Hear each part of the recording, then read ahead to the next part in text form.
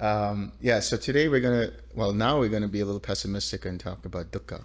So, yes.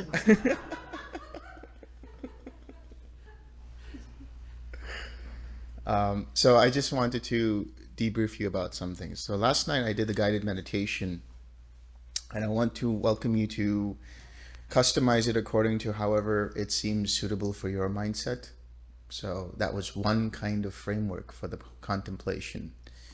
But you're welcome to start with equanimity. You're welcome to start with whatever works for you, and then in whatever order that seems most suitable for the five aggregates. And the key there is to start to let go of any time the mind sees any little bit of clinging to the sense of self in relation to that particular aggregate or part of that aggregate, so that you come to a level of stillness in the mind. And then all you have to do there is rest in that stillness, nothing else. Now, for any questions that you might have, let's leave that for this evening. So this evening is basically a whole chunk of time for us to do Q&A for dukkha and the preceding link that we'll explore, which is birth. So with that out of the way, let's discuss dukkha. Dukkha is, I like to just use the word dukkha because it is, it's polysemous, which means it has so many different connotations and meanings depending upon context and usage of the word. And so dukkha can denote suffering, dukkha can denote uneasiness, dukkha can denote unsatisfactory, not worth holding on to, all things like that. So what does the word dukkha mean, or where does it actually come from? So when you hear the word sukha, right? Not the cat, for those of you who remember the cat. I'm talking about sukha in terms of happiness that you experience in the first and second jhana. Piti and sukha. So when we say sukha, we're saying sukha means happiness. Sukha and dukkha. Su here means good or wholesome or easy or balanced. Du here in the dukkha means uneasy or unwholesome or bad. And then ka actually is the Pali for sta in Sanskrit, which means to be stable, to be balanced. So sukha means that there is good stability. And that's why you feel happy. There's a good foundation there. But dukkha means it's unstable, very much related to anicca. Anicca means impermanent. So dukkha is also used as an image. Back in the time of the Buddha and ancient India, they used to ride around in chariots. And when the axle of the chariot didn't exactly fit into the hole in the wheel, that was said to be dukkha. And if you don't have a proper axle and the wheel is off balance, what does it feel like? If you've ever been to Walmart and you're pushing around a cart and one of the wheels is out of balance, that's dukkha, nature of existence. We're unable to really feel complete happiness because of the conditions themselves, all conditions themselves, having the nature of dukkha.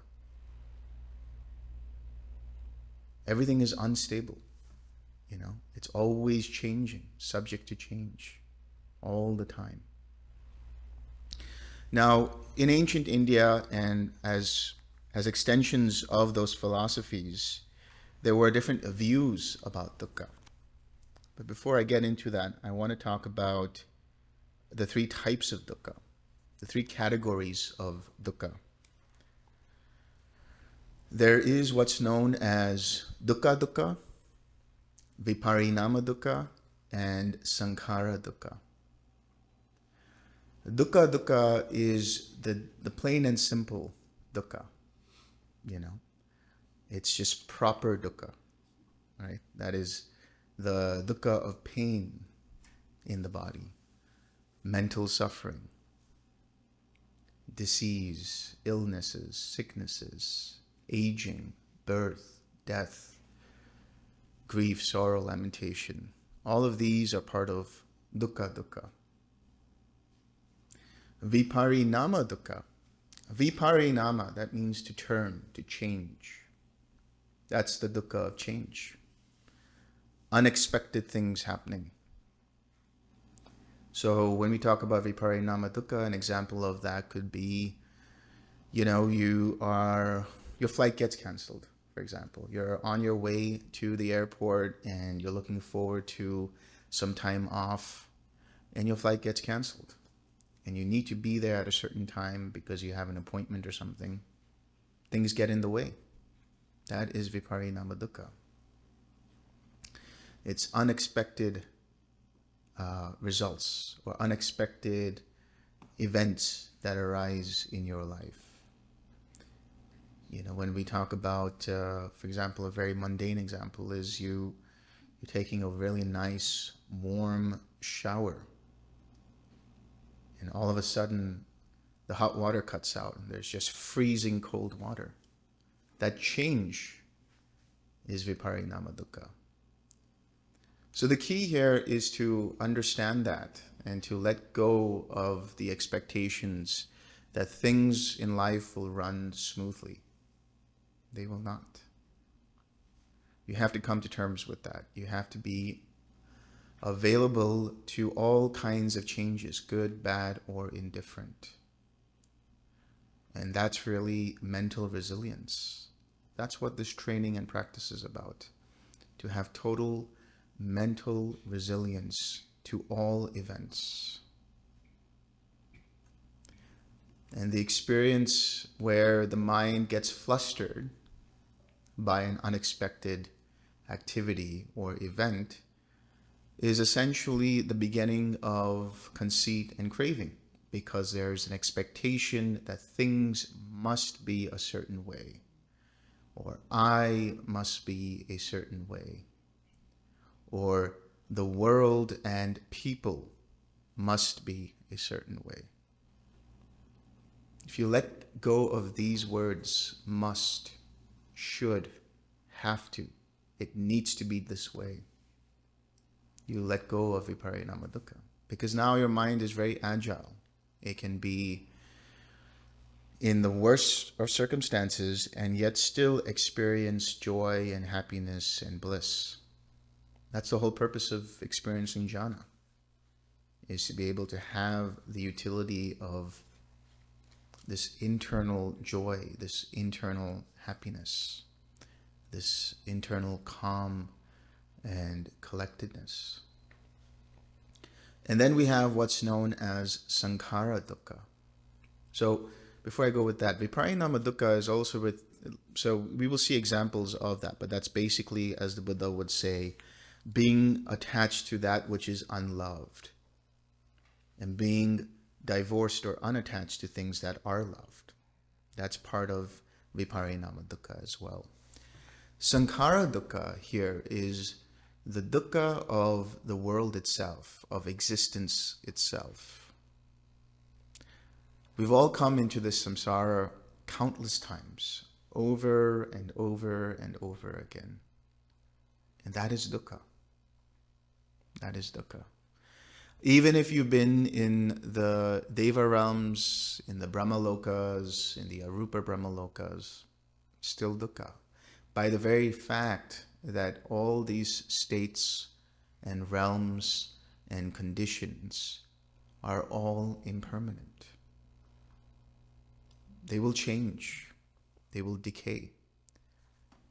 That's the nature. So the whole point is for the mind to come into a place, into a dimension, into some level of clarity where no conditions affect it. And so Sankhara Dukkha is related to the five aggregates. The five aggregates affected by clinging, craving and clinging. Now we'll explore that. The five aggregates affected by craving and clinging, are they one and the same or are they different? We're going to explore what that means. So the inherent quality of existence ultimately is feeble, fickle, futile. Not worth holding on to. But there is that place, for lack of a better word, that space, that dimension, that clarity, that is the unconditioned. And the only way to come to that is to let go of all conditions. And that is what you are doing with the meditation practice. That is what you're doing with the path. The path itself is conditioned. So you're using conditions, the right conditions, the path. That is to say, right view, right intention, right speech, right action, right livelihood, right effort, right mindfulness, right collectedness.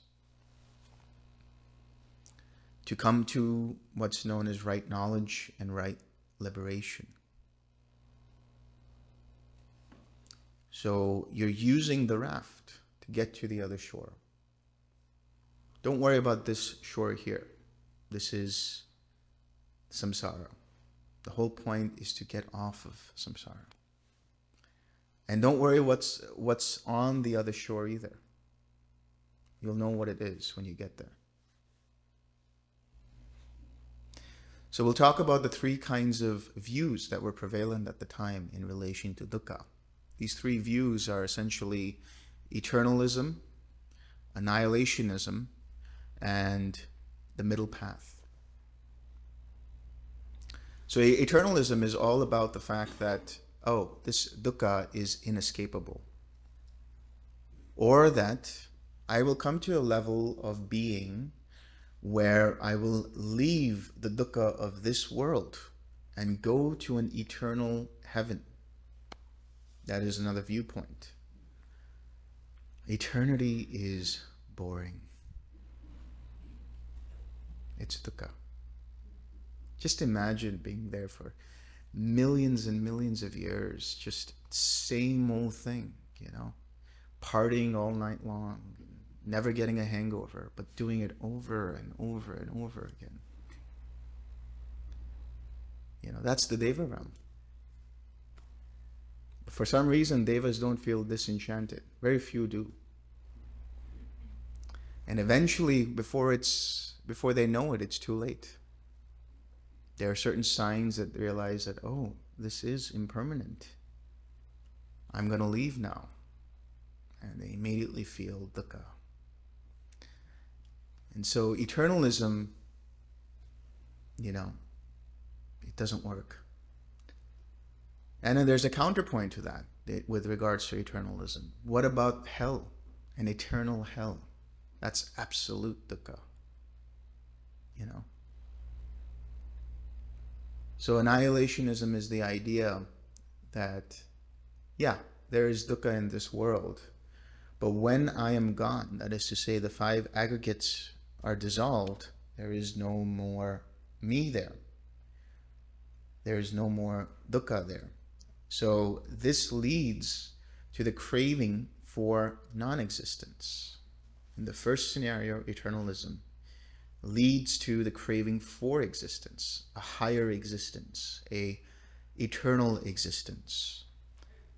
And the annihilationist view is, in order for me to not experience dukkha, I have to no longer exist. And so what happens? This has happened in the case of the Buddha and students. They misinterpreted what he was talking about in relation to Nibbana.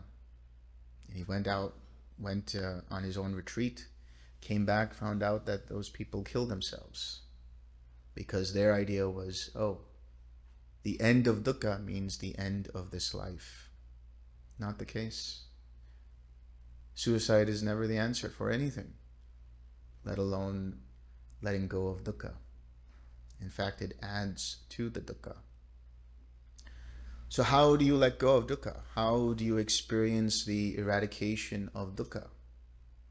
So long as you're with the five aggregates, you can't. You can eliminate mental dukkha completely. And that's the mind of one fully awakened. No more mental suffering. But they are still subject to physical pain. They're still subject to aging. They're still subject to illness and sickness and disease. But they don't have any kind of mental suffering around that. Mental agitation around that. And so that is the end of that dukkha. That is the end of taking things personally, of identifying with them. That is the way to let go of that dukkha, which would lead to further dukkha in the form of more future rebirths, whether it's in this life or another one.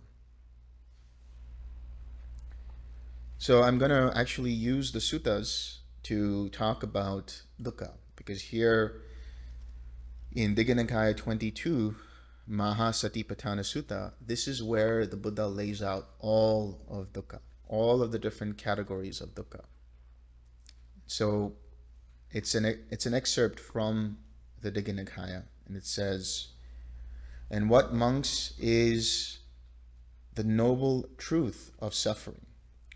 Birth is suffering, aging is suffering, death is suffering, sorrow, lamentation, pain, sadness, and distress are suffering.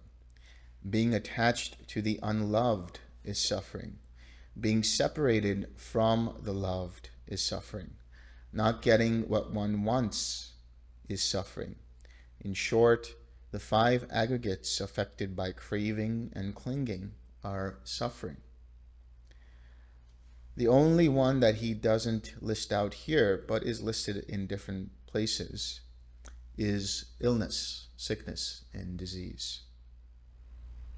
So we're going to discuss birth later on today. So we'll first talk about aging and then go into illness. And what is aging? In whatever beings, of whatever group of beings, there is aging, decrepitude, broken teeth, gray hair, wrinkled skin, shrinking with age, decay of the sense faculties. That, monks, is called aging. Aging is inescapable. Even in the Deva Lokas, aging is inescapable. It happens at a very, very, very slow rate, but it catches up with the Devas at the very end of their lives, and they realize, oh, there is aging. And we're all experiencing aging, whether we want it or not. Some of us are more inexperienced with aging, and some of us are less. Some of us know what it feels like to have wrinkled skin, and some of us don't. But we'll all get there, don't worry. So aging is inescapable. You know, the notion that, you know, doing some kind of cosmetic surgery or plastic surgery is very, very on the surface. There's still aging of the mentality. You have dementia. You have Alzheimer's. People forget. You know, as the body starts to decline, the sense faculties decline. Your vision isn't as good as it used to be. Your hearing isn't as good as it used to be. Your digestion, you know, your heart, your liver, your kidneys, whatever it might be, they start to fail. They start to decline. And that's the truth of the matter. You can take as many supplements as you want, and that's fine. You can do all kinds of things. But in the end, something or another will fail. Something or another will change and decay. When we talk about the decline of the faculties, it also means that the mind itself can start to lose focus, can start to lose its ability to concentrate. There might be more agitation, there might be a depression that arises. There could be a reflection on one's life throughout life, and the aging process is, wow, I've lived here a long time and I feel like I haven't done anything. That doesn't really matter because everybody feels that way. Doesn't matter what you've done. If you've been a superstar, a rock star, whatever it is, they all feel the same. And why do they feel that way? Because of conceit. Because there's still some sense of self tied to their personality as a musician or whatever career they have, with their job, with their responsibilities, whatever it is. So aging is suffering, and it is inescapable. It'd be great if we could, but we can't fix our aging, unfortunately. You just imagine, just recognize it, release, relax, the wrinkles are gone.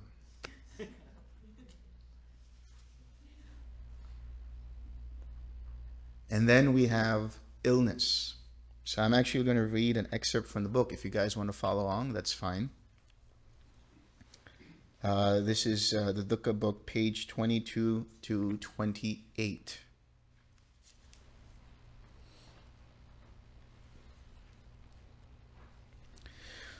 So illness is suffering. It's known as Vyadhi in Pali. So this is what it says. There are different types of illnesses that one may suffer. These include, but are not limited to, infectious diseases, illnesses by malnutrition, hereditary diseases, and physiological diseases. Some illnesses are preventable, and some are unpreventable. Some illnesses are acute, and some are chronic. Others are caused by lifestyle choices, and others are due to certain deficiencies or imbalances. There are mental illnesses which can arise through various causes and conditions. Whatever the illness is, it will always cause some form of dis-ease or uneasiness or discomfort in mind or body or both, and thus all illnesses are dukkha. Health is a form of wealth and sukha. There are many beings who have wealth in the form of money and possessions, wonderful relationships, a good reputation, and so on. But all of those forms of wealth can be impinged by an illness. Illness causes trouble in the body, and by extension one feels unhappy, unable to function as one would in an optimal way. And one's entire mindset is plagued by the effect of this illness. This can cause you to make rash decisions, or see people in a different light and create unruly situations due to misunderstandings. Depending on the intensity of the illness, one can lose one's ability to enjoy life fully, because the illness can become the central focus in one's life, causing one to never completely be happy or present. Even if you were present, the nagging pain or distress caused by the illness colors that mindfulness. It was the same with the Buddha, him having back pain all his life. The only escape was to be in the third jhana, or in nirodha, complete, cessation of pain. But there is some kind of pain that arose, some kind of illness even that arose with the Buddha. We see that towards the end of his life, he experienced some kind of unease in the body, in his digestion and whatever it was, and it was inescapable. That was a cause and condition for him to say, okay, I'm going to let go and experience parinibbana. In the spirit of fully understanding dukkha, let's take a look at some of the types of diseases afflicting the human condition at one point or another in time. Infections. Infectious diseases are communicable illnesses born from pathogens such as viruses and bacteria, and can penetrate the immunity wall of a being. These diseases can manifest various types of aches, pains, and other disorders within the organs of the body, such as respiratory discomfort and dysfunction, cardiac arrest, or even complete death if not treated. The common cold is an infectious illness arising from the rhinovirus, which continues to mutate and has multiple variations throughout the year. It is just a fact and symptom of life that at some point or another, this common cold will affect the body. And it brings with it fever, congestion, stuffiness, malaise, weakness, and other symptoms. And for about 3 to 10 days, one suffers through this period of the common cold. Other infectious illnesses can arise through various transmissions of viruses, bacteria, protozoa, and fungi. In this way, one can experience an airborne transmission of viral droplets, foodborne transmission that can cause severe food poisoning and gastrointestinal pain. I had this experience while I was in India. I remember this was last year, sometime around March or April. And this was a couple of months after my father passed, and we were in Mumbai. I really thought my stomach was a stomach made out of steel, but it was whatever it was that I ate that went into my stomach. And I felt like, you know, how you would be describing in the Suttas, sharp winds carving up the belly. Really, really painful. So painful that I became dizzy. So, you know, that is suffering. That is dukkha. It's inescapable. You can treat it. That's the wonderful things about modern medicine that we have. We can treat these diseases, but still we're experiencing their dukkha.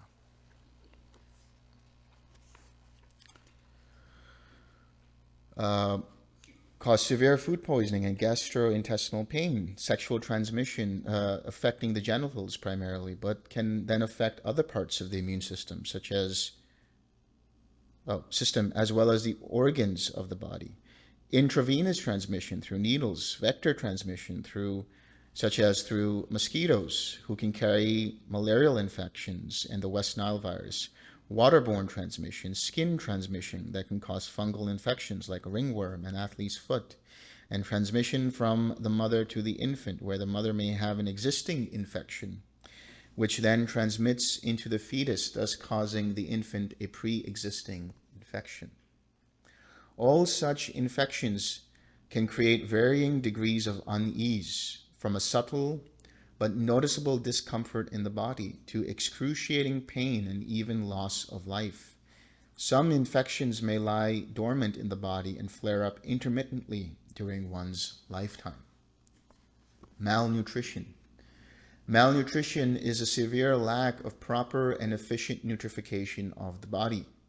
It can happen for those who have a lack of nutrients and thus face the wasting away of the body.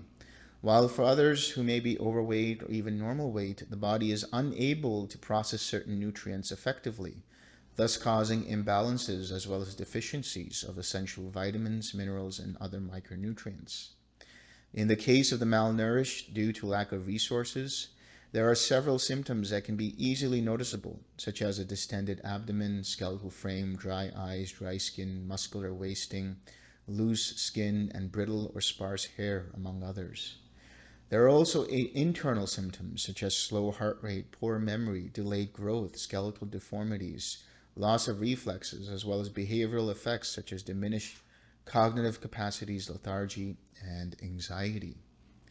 In the case of nutritional deficiencies, the body can undergo large amounts of physical changes such as kwashiorkor and marasmus due to protein and energy deficiencies, respectively. Osteoporosis and rickets due to calcium and vitamin D deficiency. Goiter due to iodine deficiency. Keshan disease due to selenium deficiency. Anemia due to iron deficiency. Growth retardation due to zinc deficiency. Beriberi due to thiamine deficiency. Pellagra due to niacin deficiency. Scurvy due to vitamin C deficiency. Night blindness due to vitamin A deficiency, and hemophilia due to vitamin K deficiency, among others. On the other end of the spectrum, there's malnutrition in the form of overnutrification of the body. This can include metabolic imbalances due to overeating, causing obesity, which can lead to other ailments like diabetes and cardiovascular issues. This is mentioned in the suttas as well. There's King Pasenadi who comes to the Buddha, and he has to climb uphill, and he's huffing and puffing, and he's unable to walk or sufficiently get enough exercise. So the Buddha offers him a meal plan, a diet. He says, whatever amount of food that you're eating, cut it by a third and see how it goes. And he does that, and he starts to lose weight. He has better cardio fitness, and when he climbs up the hill, he's completely fine. All good.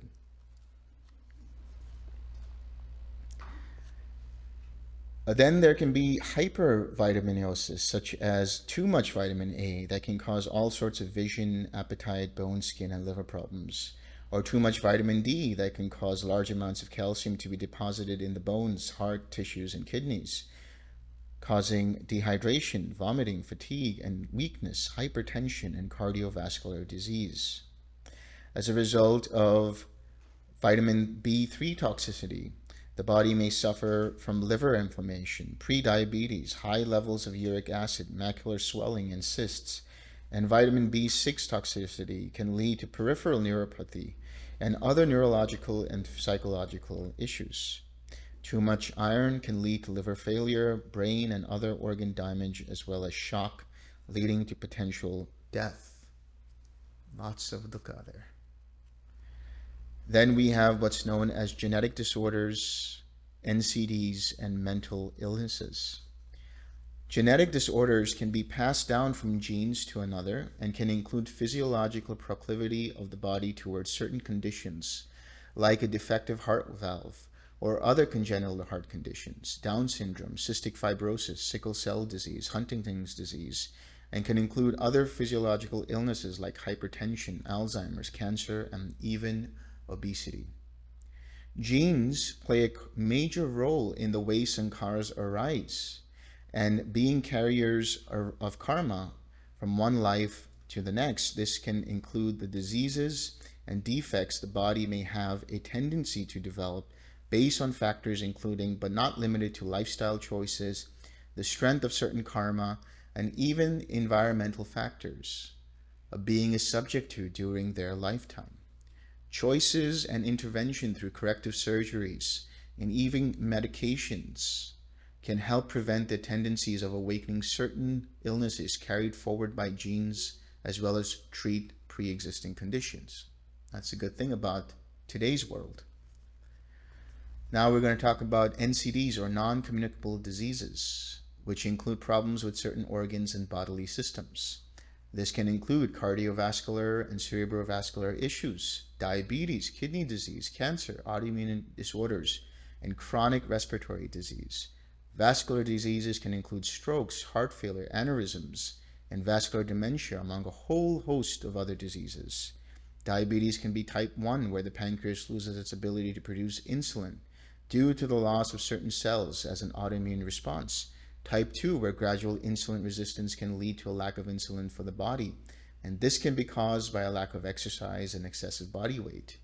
Or gestational, where a pregnant woman develops high blood sugar levels. Kidney disease, where the kidney loses its ability to function, and it can be either acute or chronic in nature. Cancer is the overgrowth of cells which fail to die, and this can cause damage to the body, leading to malignant tumors and cysts, and it can happen in any part of the body and spread if it becomes metastatic. Autoimmune disorders arise when the immune system attacks the body itself, and this can lead to various types of disorders, including diabetes, multiple sclerosis, lupus, and over 80 different types of autoimmune disease. They can have genetic or environmental causes. Finally, chronic respiratory illnesses include asthma and COPD, which are treatable but not yet curable.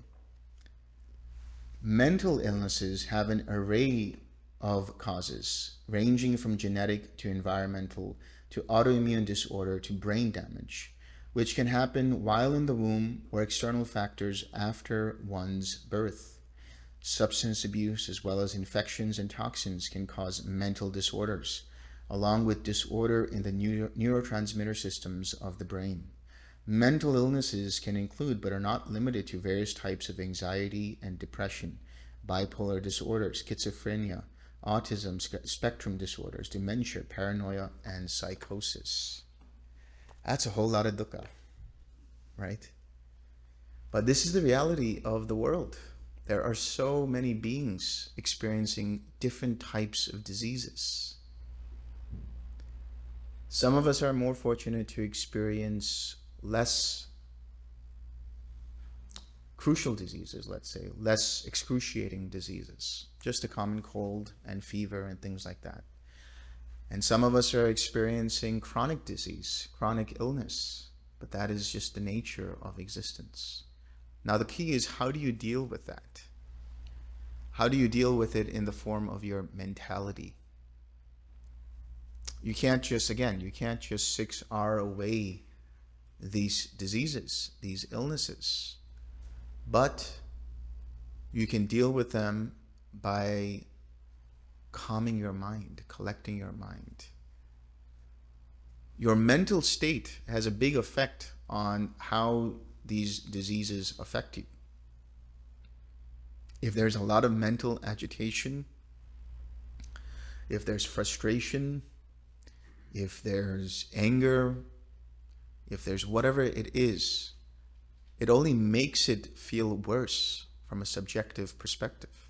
It's like the disease is one thing, but then the mentality around it is another. So that part is in one's so-called control, in the sense that you can use the 6Rs to recognize any time the mind starts to gravitate towards some kind of depression, some kind of agitation, some kind of anxiety. And you can slowly release that, let that go, relax, and replace it with a more wholesome and positive state of mind, a more resilient state of mind. It's definitely easier said than done, but the point is to keep doing it over and over and over again until at least your mental state is collected. And then you can deal with the physicality aspect, if it's possible.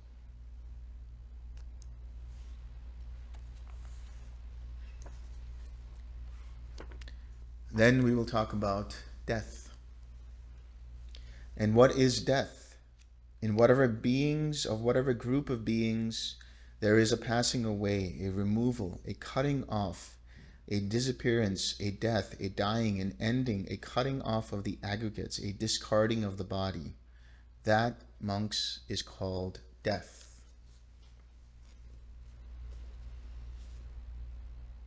Dying is actually very easy to do. It's very simple. What's difficult about it is all of the anguish that is experienced prior to that dying process, or the anxiety around death itself. Death anxiety, this is a big thing that was discussed in some psychological circles. You talk about death anxiety, that's really, you're so afraid of death, or some beings are so afraid of death that they can turn to violence. Because at least there, they have some level of control over who lives and who doesn't. And for that reason, it's some kind of, resolution in their mind, some kind of safety net in their mind. But dying itself is like the snap of a finger. The dying process is never so prolonged as it would seem. What happens in the dying process? This is very important to know, because we're all going to die, right? We're all going to die. If you don't know it yet, please understand, you are going to die. When a being dies,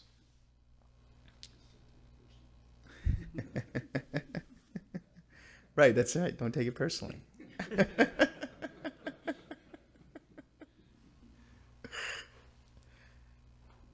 When a being dies, there's a way in how that being dies.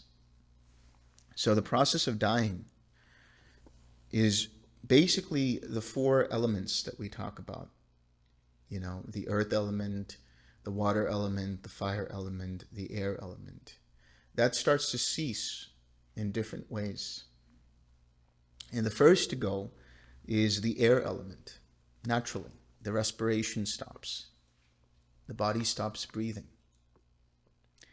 Then the fire element. The body loses temperature, loses heat.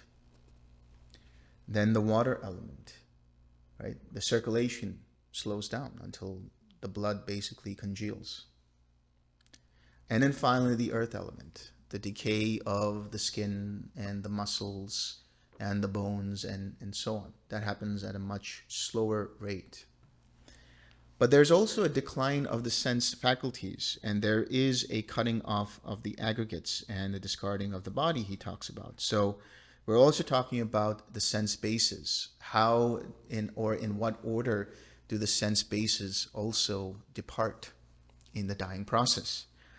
First, there is a decline of smell, then a decline of taste, then a decline of sight, then of touch, then of sound, and finally mind itself. That's why it's so important, even if a loved one is medically dead, that is to say, their breathing has stopped, they are in cardiac arrest, and there's no more brain activity, the mind is still functioning.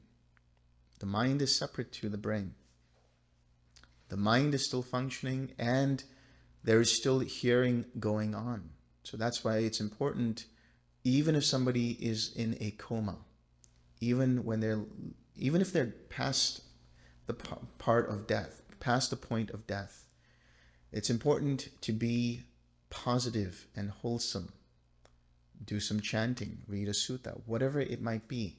Do not immediately weep for that person as much as you want to, because it can create confusion in the being that is going to go. And so in the dying process, what happens is we go through a process of experiencing certain signs or certain states.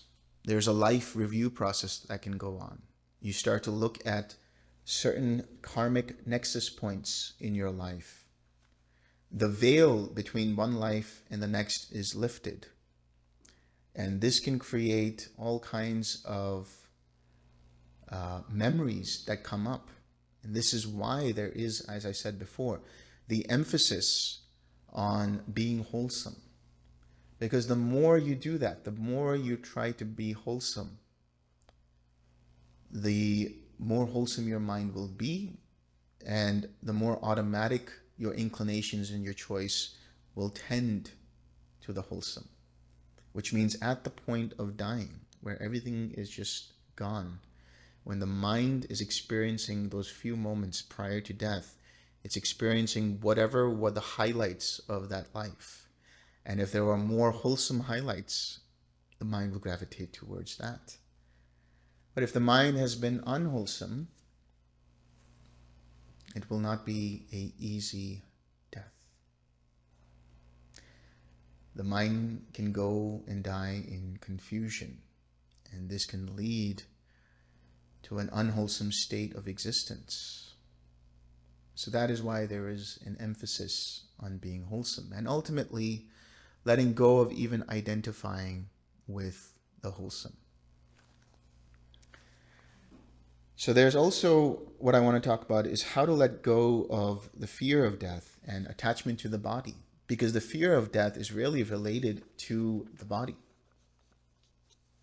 The mind perceives death as a death of this body because it takes this body to be me, mine, or myself. And so this is an excerpt from the Majjhima Nikaya 10, Satipatthana Sutta. This is section 14 to 30. So this is the contemplation on the dying process itself, or I should say the decay of the body. the charnel ground contemplation. So here it says, again, bhikkhus, as though he were to see a corpse thrown aside in a charnel ground, 1, 2, or 3 days dead, bloated, livid, and oozing matter. A bhikkhu compares this same body with it thus. It's very interesting. When my father passed away, he was already starting to lose color before he passed away. He was already starting to become a little more yellow because his liver was failing and he had more jaundice and all these other things. And before he passed on, he was, we took photos with him. We took a photo of me holding his hand, and then my sister did the same thing. My mother didn't have a chance to do it while he was still alive. And so when he passed on, it was just his corpse. And within the hour, already the body was decomposing. It had become green yellow, and so we took a photo of her holding his arm, and you could see the difference between her arm, which was, vibrant and, normal skin color, and his, the corpse's arm, which was just decaying, green and yellow. That is the case of the body. We are all walking corpses. We are the walking dead. Right?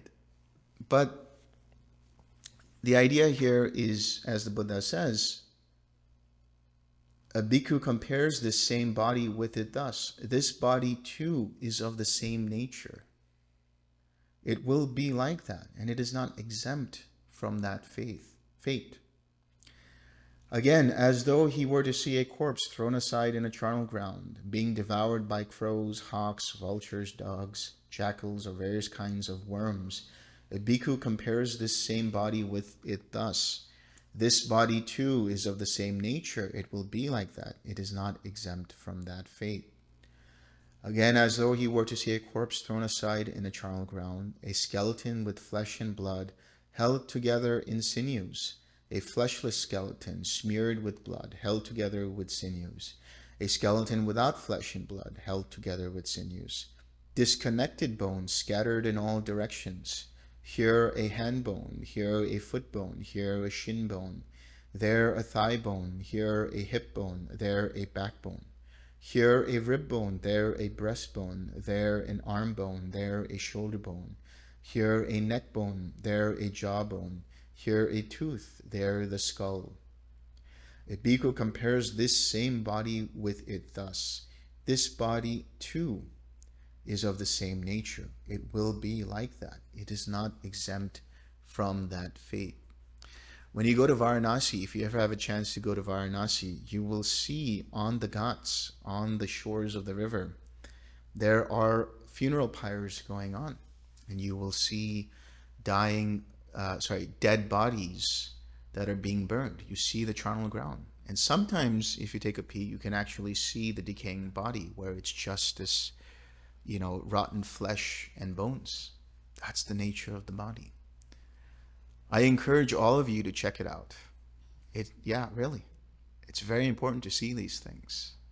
Get face to face with it. Understand it. See how your mind responds to it. See how your mind reacts to it. You might have a visceral feeling, a visceral sensation.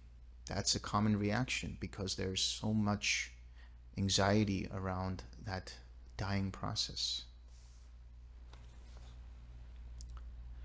Again, as though he were to see a corpse thrown aside in a charnel ground, bones bleached white, the color of shells, bones heaped up, bones more than a year old, rotted and crumbled to dust, a bhikkhu compares the same body with it thus. This body too is of the same nature. It will be like that. It is not exempt from that fate.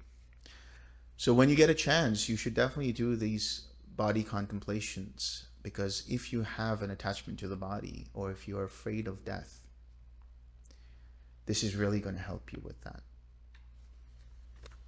And then there is the flip side of the dying process, which is those who are left behind, right? Death is much more difficult for those who are left behind. What is grief?